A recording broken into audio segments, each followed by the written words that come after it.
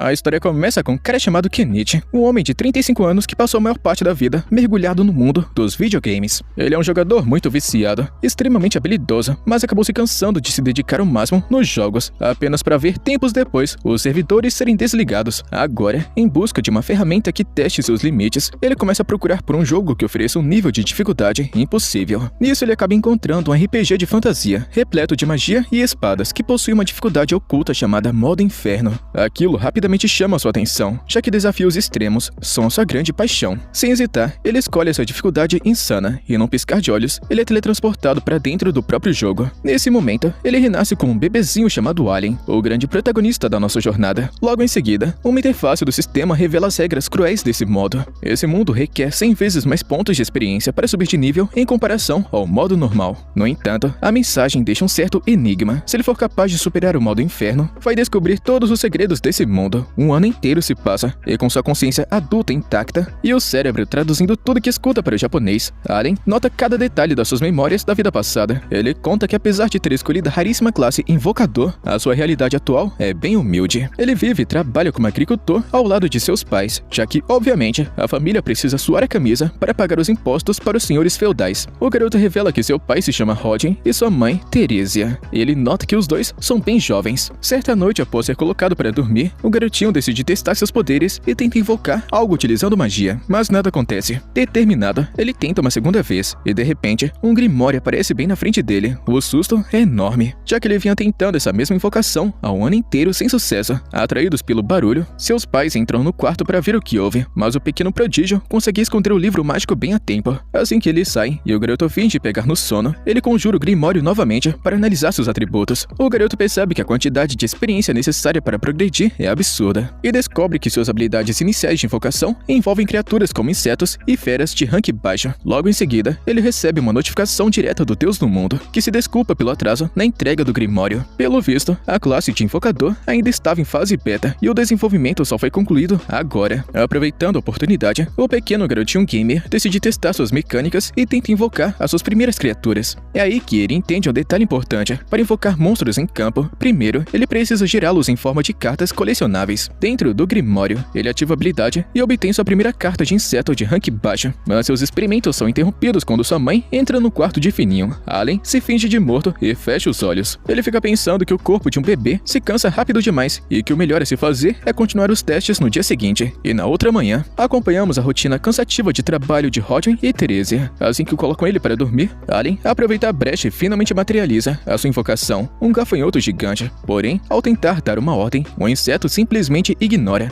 O protagonista logo decifra o que está rolando através das regras do jogo. Para controlar essa invocação, é preciso batizá-la. Ele dá para o gafanhoto o nome de Danka, e ao analisar a carta, descobre que suas criaturas podem carregar diversos tipos de bênçãos e bônus de status. Mas a alegria dura pouco. Enquanto ele fica analisando os detalhes técnicos, Teresia entra no quarto e se depara com aquele inseto monstruoso. E com um reflexo muito normal, e sem perceber a magia ali envolvida, ela simplesmente esmaga o pobre gafanhoto gigante. E nas semanas seguintes, Alien continua focado no seu plano e explica que passou o tempo todo criando novas invocações em segredo. Ele revela que agora seu estoque aumentou, permitindo armazenar até 10 criaturas ao mesmo tempo, e fala que as bênçãos concedidas por esses monstros são o fator mais importante de todos, pois são elas que vão dar o seu verdadeiro poder e controle dali pra frente. O protagonista também nota que, graças ao bônus de status de suas invocações, ele já é muito mais forte do que qualquer criança comum da sua idade. De repente, alguém se aproxima da casa e Teresia leva o garoto pra fora. É o seu pai, Rodin, que chega coberto de sangue, mas com um grande sorriso, anunciando que conseguiu derrubar um javali. Todo orgulhoso, ele coloca o filho nos ombros para levá-los até o local e mostrar a criatura de perto. Após se despedir da sua mãe, Alien fica maravilhado com a paisagem do lado de fora. Afinal, ele nunca havia saído de casa desde que renasceu. No caminho, depois de avistarem alguns pássaros no céu, Rodin conta que o nome do filho foi inspirado exatamente neles, representando toda a liberdade que essas aves magníficas possuem. Pouco depois, eles chegam ao destino,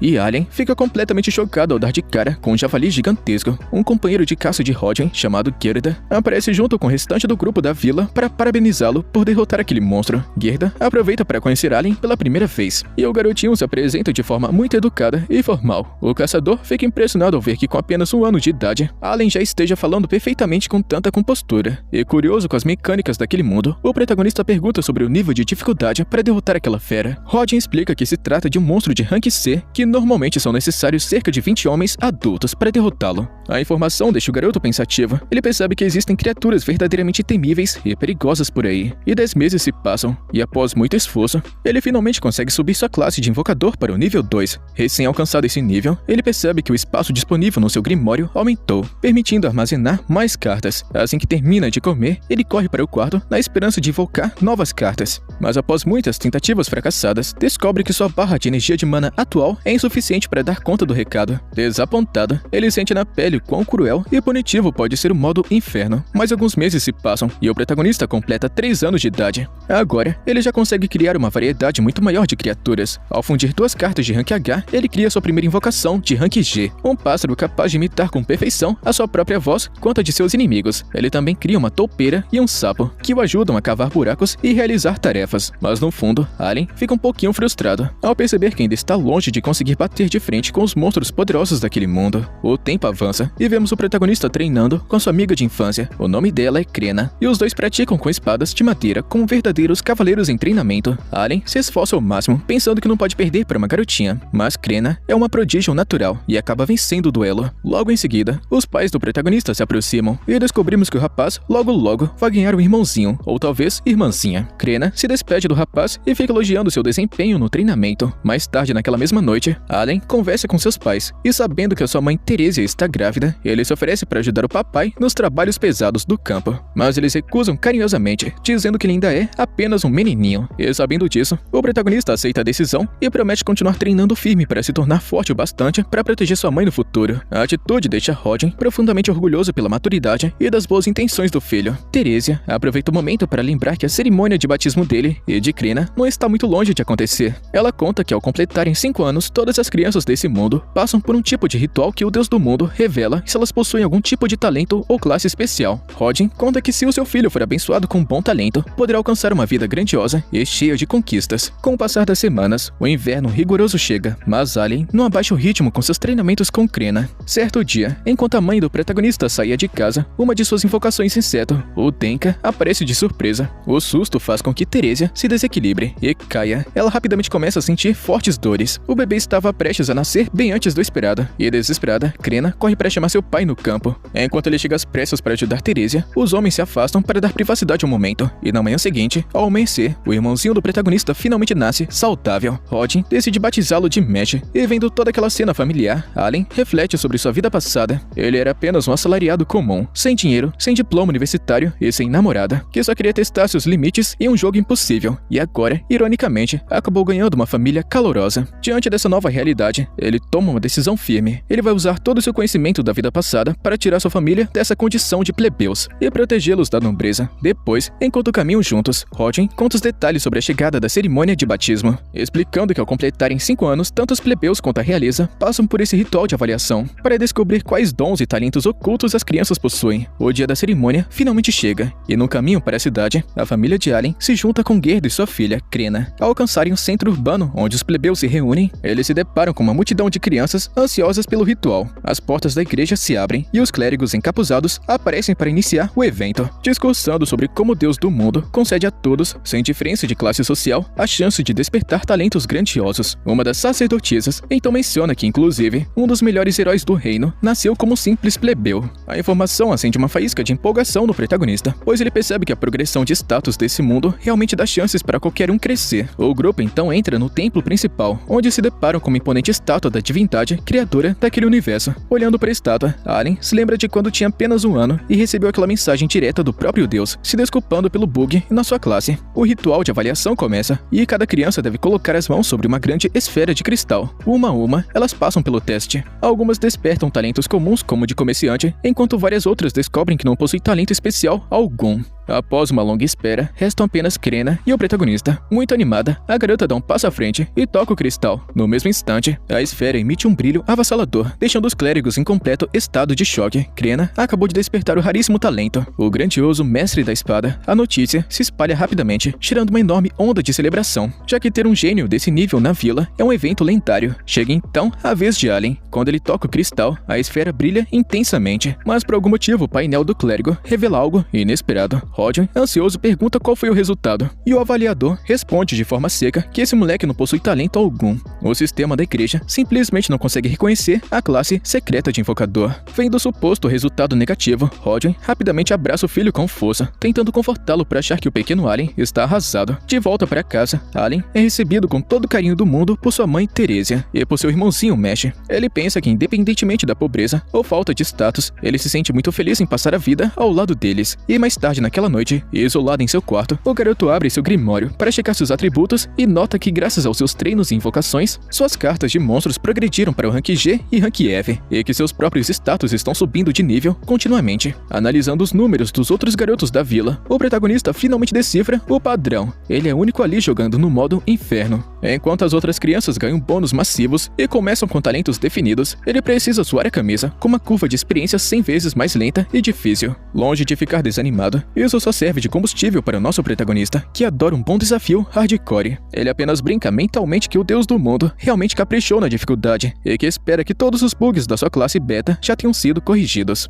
No dia seguinte, a família de Allen vai até a casa de Krena para celebrar o resultado do batismo. O pai do garoto caminha um pouquinho pensativo e indignado com a injustiça do sistema de avaliação com seu filho, mas mantém a pose de confiante. Ao chegarem lá, são recebidos por Mitilda, a mãe de Krena. Teresia parabeniza a amiga com entusiasmo pelo feito da filha. Mitilda então traz uma bebida, um licor especial que o chefe da aldeia mandou de presente para a comemoração, assim dando início a uma calorosa festa entre vizinhos. E de repente, o clima festivo fica tenso quando Gerda e Rodin começam a discutir de forma agressiva. Gerda sente que o amigo não tá muito feliz com a conquista da sua filha. Todos na mesa ficam chocados quando do nada Rodin conta que não vai mais trabalhar ao lado deles no campo. Ele explica que seu ponto de vista é muito rígido. Agora que a garotinha Krena despertou o talento de mestra da espada, ela pertence à elite dos guerreiros e não deve mais se misturar com plebeus sem status como eles. Isso tudo para não prejudicar seu futuro. Gerda tenta argumentar de todas as formas, insistindo que a amizade deles e a rotina da vila deveriam continuar exatamente iguais. É nesse momento que as esposas dos dois entram em cena com um olhar firme, acalmando os idiotas instantaneamente e deixando bem claro que quem manda ali realmente são as mulheres. Observando a cena, o garoto Allen pergunta se os dois estão sempre brigando daquele jeito, e as mulheres, dando risada, respondem que sim, mas que eles tinham dado uma pausa desde o nascimento das crianças. Descobrimos então que os quatro, Rodin, Gerda, Teresia e Mitilda, são grandes amigos de infância, inseparáveis. Mesmo após formarem seus casais, a união e a relação entre eles sempre foram gigantescas. No fim das contas, a teimosia acaba caindo, e os dois idiotas fazem as pazes e terminam a noite brindando e bebendo juntos. Alguns dias depois, o grupo se junta novamente na área central da Vila dos Plebeus. E lá, um garoto arrogante se aproxima apenas para provocar Allen, zombando dele e o chamando de sem talento. Krena não aguenta a provocação e sai em defesa do amigo rapidamente, enquanto Gerda precisa segurar a filha, para que a garotinha não acabe dando uma surra ali mesmo no provocador. E do nada, a confusão é interrompida pela chegada dos Cavaleiros Reais, que vieram com uma ordem direta convocar Krena imediatamente. Allen fica radiante pela amiga. Ele sabe muito bem o quanto ela sonhava em empunhar uma espada, e aquela oportunidade era ainda muito maior do que qualquer um esperava. No entanto, Gerda fica relutante, falando que não é justo levar a menina assim, já que ela é apenas uma criança, e nunca sequer utilizou uma espada de metal de verdade. O capitão da guarda garante que o teste é padrão, mas faz um aviso sombrio. Se o resultado daquele batismo for uma fraude, todos ali irão pagar com a própria vida. Gerda fica muito tenso, mas a garotinha Krena, ao ver a espada real brilhando diante de si, se empolga completamente e declara que está pronta para lutar. Enquanto isso, o garoto Allen observa a rigidez daquele mundo e pensa o quão absurda e perigosa é essa cobrança toda. Logo em seguida, um dos cavaleiros se posiciona e o teste de duelo começa. Para a surpresa do soldado, ao cruzarem as espadas, a garotinha acaba mostrando uma destreza absurda, fruto de todos os anos de treino intenso que ela teve com o protagonista. Contudo, a diferença física de um adulto acaba virando o jogo. Krena é acertada por um golpe e arremessada com força contra a parede. Reconhecendo aquilo como sinal de que o talento era uma farsa, os guardas reais avançam contra Rodin, Gerda e os outros, imobilizando todo mundo brutalmente contra o chão. Mas antes que a situação piorasse, algo impressionante acontece. Krena se levanta e começa a emanar uma aura de combate avassaladora, que deixa os guardas paralisados de medo. Ela avança de volta para o combate com uma força ainda maior. O cavaleiro veterano é forçado a recuar, sentindo o peso esmagador de cada bloqueio. Com um golpe final devastador,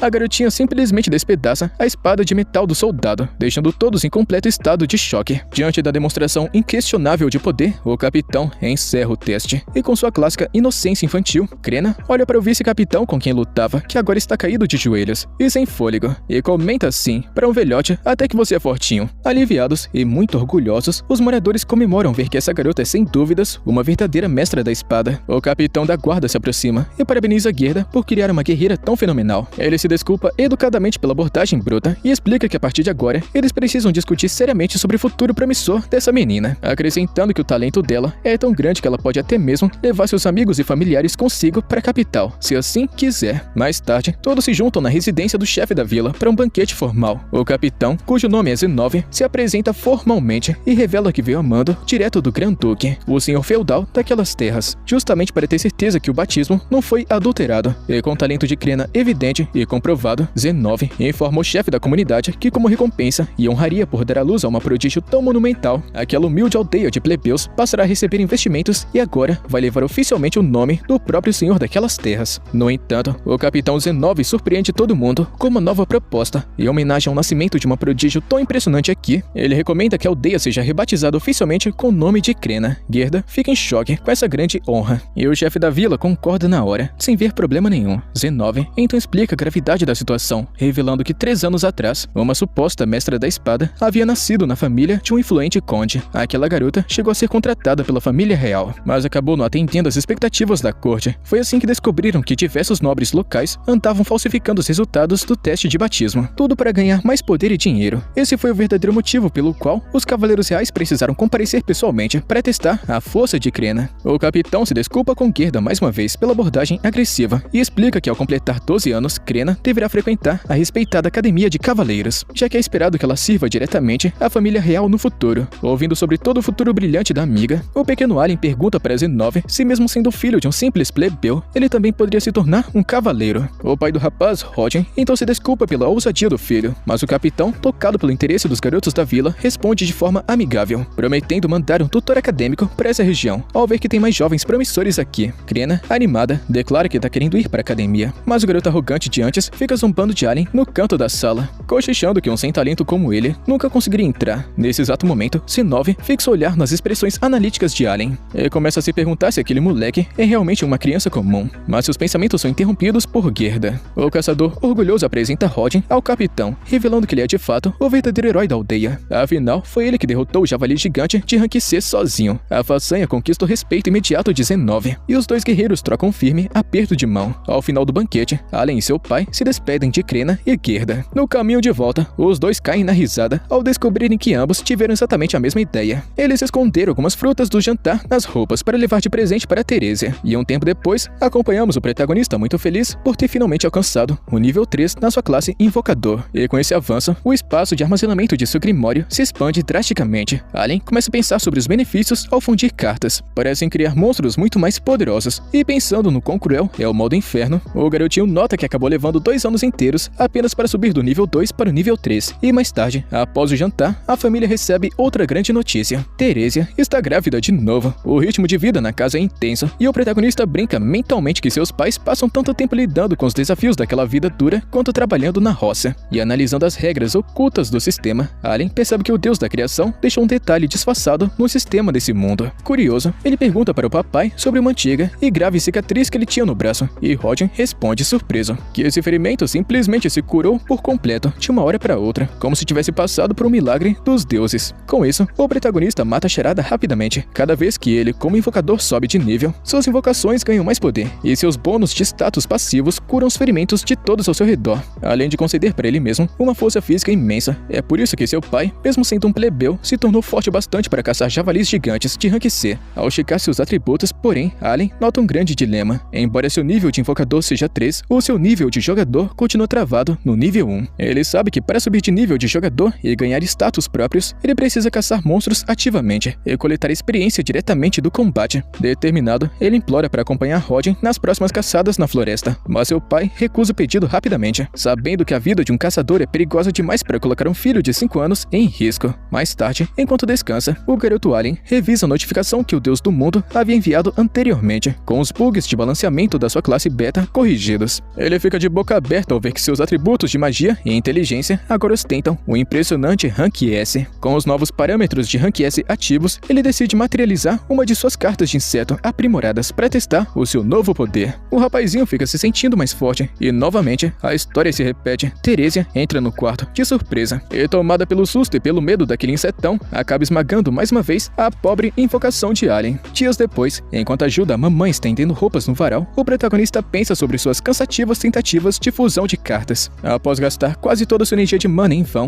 ele faz uma última tentativa desesperada e o Grimório brilha, revelando uma classe inédita. E lendo a descrição, Alien fica encantado. Essa nova categoria de criatura possui a habilidade passiva de aumentar o dano mágico do usuário, algo que nenhuma das suas invocações anteriores de insetos ou feras conseguiram fazer, e sem perder tempo, ele invoca a criatura em segredo. E uma pequena e adorável criatura em forma de maçã emerge do Grimório. O protagonista percebe que ela não possui força física para lutar diretamente na linha de frente, mas decide testar a sua técnica especial. O pequeno monstro maçã salta e se enterra alegremente no solo. Em poucos segundos, uma planta brota no local, espalhando pelo ar um aroma misterioso e adocicado que deixa o nosso jovem garoto gamer curioso com o que está por vir. De repente, Teresia aparece no quintal e Alien tenta disfarçar a situação para que ela não veja a criaturazinha. Embora consiga esconder o monstro maçã a tempo, o aroma adocicado que a planta está exalando é forte demais. Curiosa, a mamãe se aproxima e comenta que Alien está com um cheiro de flores muito diferente e agradável. Depois desse susto, ainda naquele dia, vemos o protagonista no seu clássico treino de esgrima com a garotinha Crena. Como de costume, a garota derrota ele no duelo, mas dessa vez ela faz um elogio sincero, notando que os golpes de Alien ficaram muito mais rápidos e pesados. Interessado, o rapaz abre seu grimório para analisar seus dados e descobre que sua técnica de espada finalmente subiu para o nível 3. E além disso, ele analisa sua nova aquisição, uma carta de fera jovem com traços de filhote, que se destaca por ser a sua primeira invocação com uma técnica de ataque direto. E com isso a gente chega no finalzinho da parte 2, que é a continuação, já sabe, né? Deixa a inscrição e o likezão. Tamo junto, mano. Até a próxima.